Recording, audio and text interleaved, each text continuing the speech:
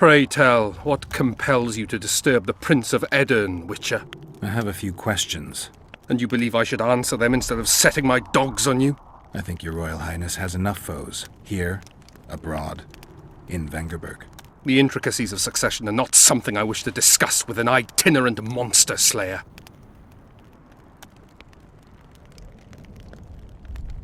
Succession is the topic of choice in about every inn in the country. I don't know for sure, but I think the hangman of Vengerberg was the last to claim the throne. My patience has its limits, and at present, only my respect for Lady Saskia restrains my anger. Come to the point, or leave me be.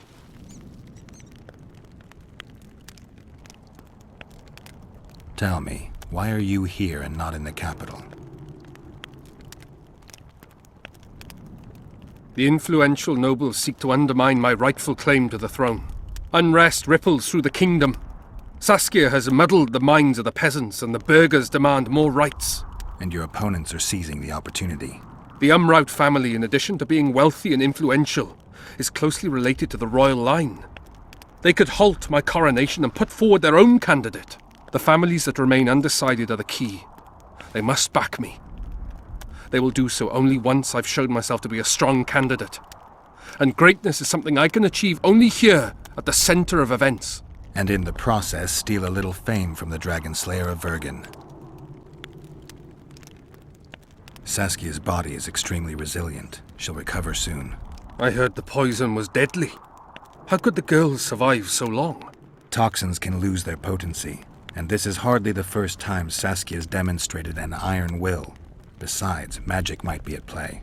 Magic? I'll explain once I've confirmed it. Don't change the subject, Prince. So be it. Let us set our differences aside and speak as equals. Then tell me what you're doing so far away from the capital. Why aren't you in Vengerberg being crowned? Well, sadly, my position is not strong there. My father emboldened the nobles. The great families have decided in this hour, so critical for the realm, to revolt. Your title to the throne is indisputable.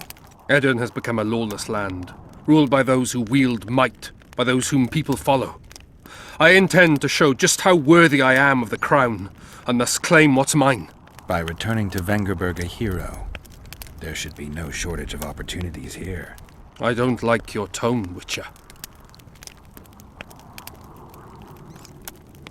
I'm trying to figure out where this fog came from. What exactly happened here 3 years ago? Henselt's mages committed mass murder. A dark day for the knighthood and all people of honor. But it was honor that allowed us to survive. There was no defeat, no victory. Honor stood against wickedness, virtue against black magic. You took part in that battle? My father stayed in the capital. He was to defend Vengerberg. I took to the field. I wanted to stop Henselt before he crossed the Pontar, but I was too late. So I decided to await him at Vergen. Henselt's army was exhausted. We would have triumphed if not for that heinous act. Henselt had mages with him, and they cast a treacherous spell on the entire battlefield. A fiery rain fell from the heavens. Destructive, murderous embers which brought the battle to an end. I gathered the few survivors and withdrew deep into the country. The soldiers were terrified, but Henselt showed no desire to pursue. You wrote Vergen off. There's a place in Kedwin where orphans are subjected to cruel experiments. 9 out of 10 boys perish from the pain. Sound familiar? They say that sacrifices are necessary to create one Witcher, one hero to defend the people against monsters. Not the best analogy. You know nothing of military strategy, and you've never been responsible for a nation's fate, which is why I forgive you your ignorance.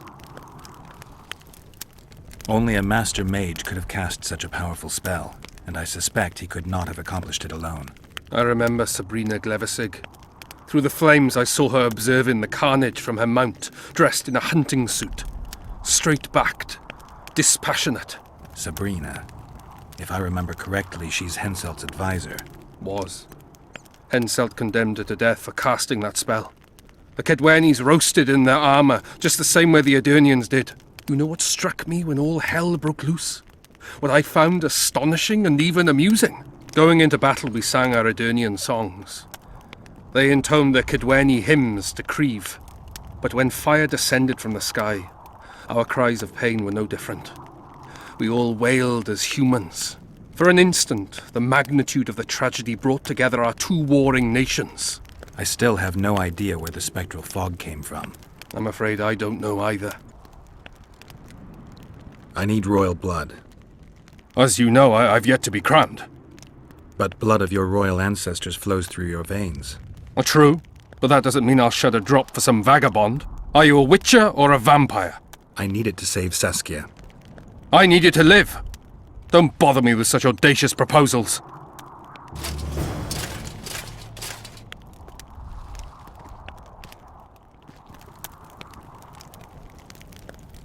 You might be surprised, Prince, but I have more political experience than I'd like. The famous Geralt of Rivia, invited to the table by Calanth, Foltest's little favourite. I've heard you've even parleyed with the Emperor of Nilfgaard. Think I'm impressed? Calanth is dead. Meve curses your name when she hears it. Foltest was murdered before your very eyes, and the Emperor, as I heard it, he thought you insignificant. Are you going somewhere with this? Indeed. You should know that a king sometimes needs a hired thug to take care of dirtier deeds. If the thug is naive enough, instead of reaching into his purse, the king buys him with virtuous words, the flash of his rings, pledges of friendship. And when, having done his deed, the thug departs, swaggering proudly like a peacock, the king discreetly giggles. Truly, I never thought you could be so pitiful. Get out!